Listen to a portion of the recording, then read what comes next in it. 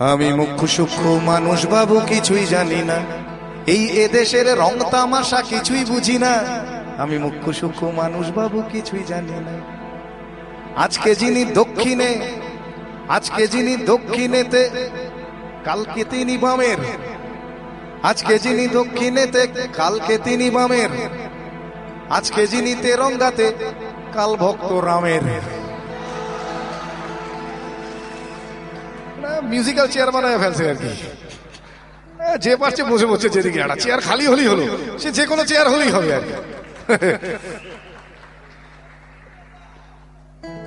আজকে যিনি দক্ষিণেতে কালকে তিনি বামের।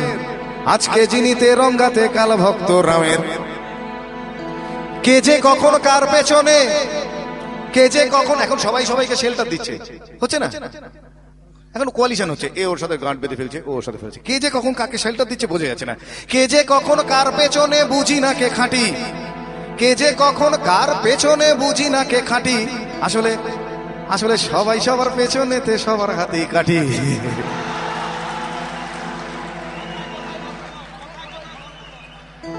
ঠিক বলছি? কথায় কথায় ধর্মঘট এখন যে কোনো ইস্যুতে হয়। আজকাল যে কোনো ইস্যুতে, আপনি জানেনও না কেন ধর্মঘট ডাকা হলো।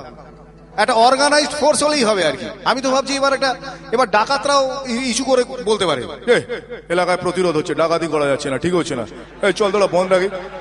দেখবেন ওরা নিখিল ভারত ডাকাত সংঘ বলে একটা দল তৈরি করলো, ডাকাত অ্যাসোসিয়েশন বলে। দেখবেন ও তখন পুলিশই প্রোটেকশন দিচ্ছে, হ্যাঁ ওনারা বন্ধ রেখেছে, আসুন আপনারা বেরোবেন না, এটি করে দেবেন। খালি অর্গানাইজ হতে হবে। কথায় কথায় ধর্মঘটার সবাই ধর্মঘটি। অধার্মিকের ধর্মজ্ঞানে স্লোগান স্লোগান আর স্লোগানে গোলক ধাঁধায় ঘুরে আমার হারিয়ে গেছে ঘটি। মন্ত্রীরা সব হারামজাদা আস্ত বদের ধাড়ি। মন্ত্রীরা সব হারামজাদা আস্ত বদের ধাড়ি।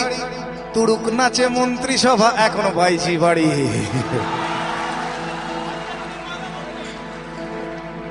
আজকে যিনি কয়লা মন্ত্রী, আজকে যিনি কয়লা মন্ত্রী কালকে দেখেন শিক্ষা।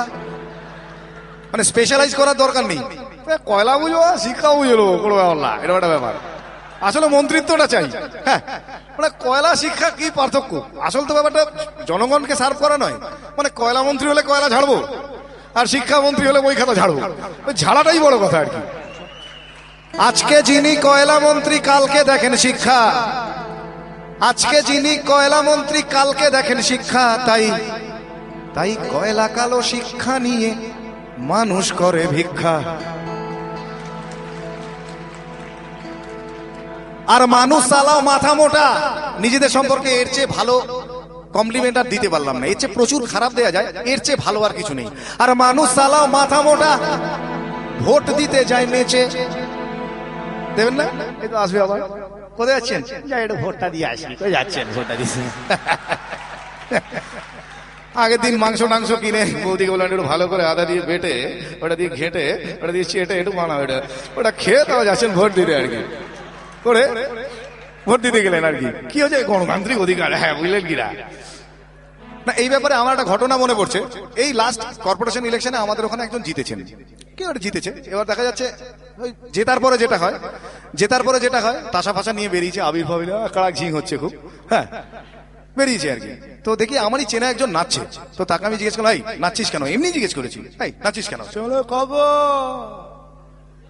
নান্টুদা জিতে গেছে। তাহলে নান্টু, আমি বললাম নান্টুদা জিতেছে তো তোর কি? বলে কাকা পল্টুদা হেরে গেছে। আলো পল্টুদা হেরেছে তাতেই বা কি হলো?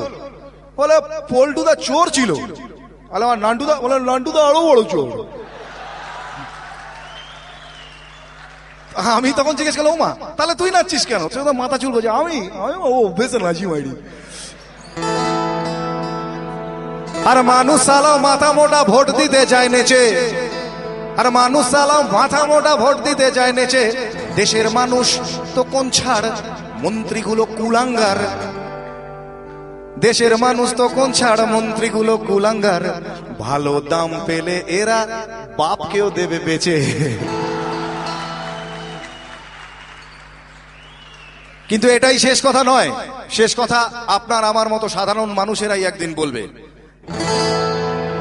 বসতি আবার উঠবে গড়ে, আকাশ আলো উঠবে ভরে, জীর্ণ মতবাদ সব ইতিহাস হবে, পৃথিবী আবার শান্ত হবে,